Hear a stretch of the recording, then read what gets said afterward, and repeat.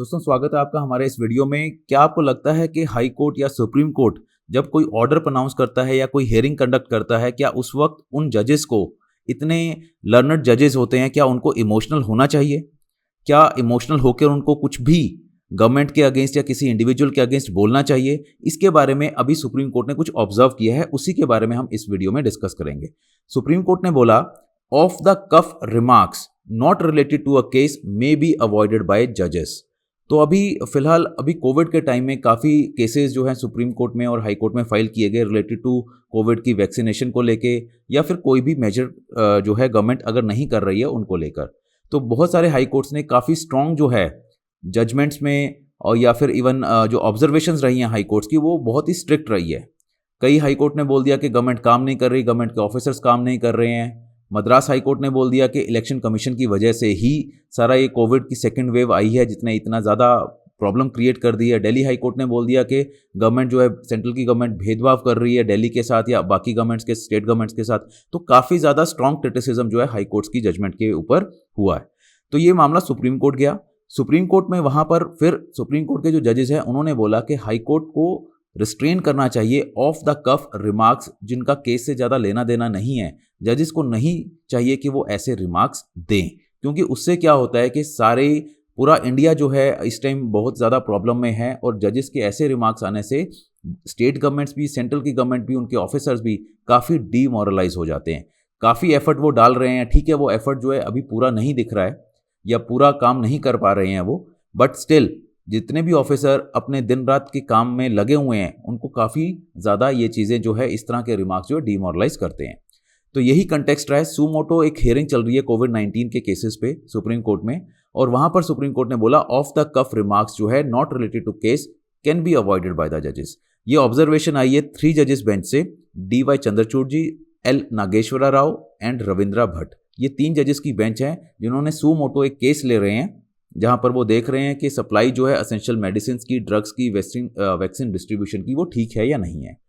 Hearing के दौरान जो एडिशनल सॉलिसिटर जनरल है, अब ये सॉलिसिटर जनरल बन चुके हैं तुषार मेहता जी, पहले ही एडिशनल थे। While addressing the court on behalf of central government he expressed concern at high courts passing demoralising statements against the centre and state government. So इन्होंने, तुषार मेहता जी ने बोला कि हाई कोर्ट्स को काइंडली रिस्ट्रेन किया जाए कि वो इस तरह की डीमोरलाइजिंग स्टेटमेंट्स पास ना करें। हाई कोर्ट्स के जजेस इतने समझदार हैं, इतने ज़्यादा एक्सपीरियंस के बाद, एजुकेशन के बाद वो इतनी प्रोमिनेंट सीट्स पर बैठते हैं, और उसके बाद अगर वो इस तरह की डीमोरलाइजिंग स्टेटमेंट्स दें गवर्नमेंट के अगेंस्ट, तो वो काफ़ी ज़्यादा गलत है। Various high courts entertaining writ petitions are making harsh and uncalled for observations, sometimes putting central government in the dock without justification, sometimes in the state governments. This creates a panic in the people. तो लोगों में भी एक तरह से भगदड़ much जाती है। वो ये सोचते हैं कि शायद गवर्नमेंट कुछ कर ही नहीं रही, या फिर हमारी गवर्नमेंट जो है कुछ कर ही नहीं रही है, हमें किसी और जगह पर शिफ्ट होना चाहिए।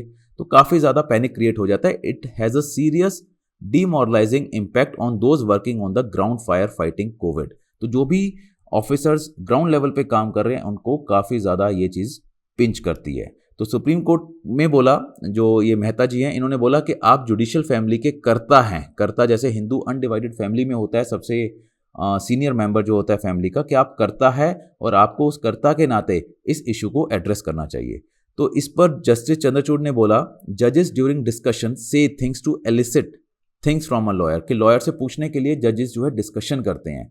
What is said is not often a final order, मतलब अगर कोई जज बोल भी दे कुछ तो वो ये नहीं है कि वो फाइनल ऑर्डर है। बट हाँ, आजकल जो है सोशल मीडिया पे काफ़ी चीज़ें बहुत जल्दी कम्युनिकेशन हो जाता है, तो कई चीज़ें जो है सोशल मीडिया पर फैल जाती है, और वो कि नहीं होना चाहिए क्योंकि वो फाइनल कंक्लूजन नहीं होता। तो बेंच ने ऑब्जर्व किया कि जो ऑफ द कफ रिमार्क्स हैं वो सिर्फ जो है एक प्रॉब्लम ही क्रिएट करते हैं किसी भी इंडिविजुअल के लिए, और जजेस को उसके लिए रिस्ट्रेन बरतना चाहिए कि नहीं करना चाहिए कोई भी इस तरह के, क्योंकि आप जुडिशियल ऑफिसर हो, आपको समझनी चाहिए चीज़ें, और आपको इस तरह की चीज़ें अवॉइड करनी चाहिए।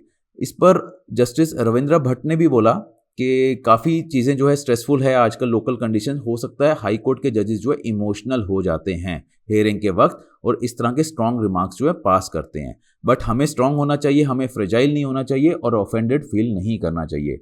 मतलब जस्टिस रविंद्र भट्ट के अकॉर्डिंग हाई कोर्ट के जजेस इमोशनल हो सकते हैं, स्ट्रॉन्ग रिमार्क्स कर सकते हैं, बट गवर्नमेंट के ऑफिसर्स को या गवर्नमेंट को कहीं पर भी फ्रेजाइल नहीं होना चाहिए, स्ट्रांग होना चाहिए और समझदारी से काम लेना चाहिए।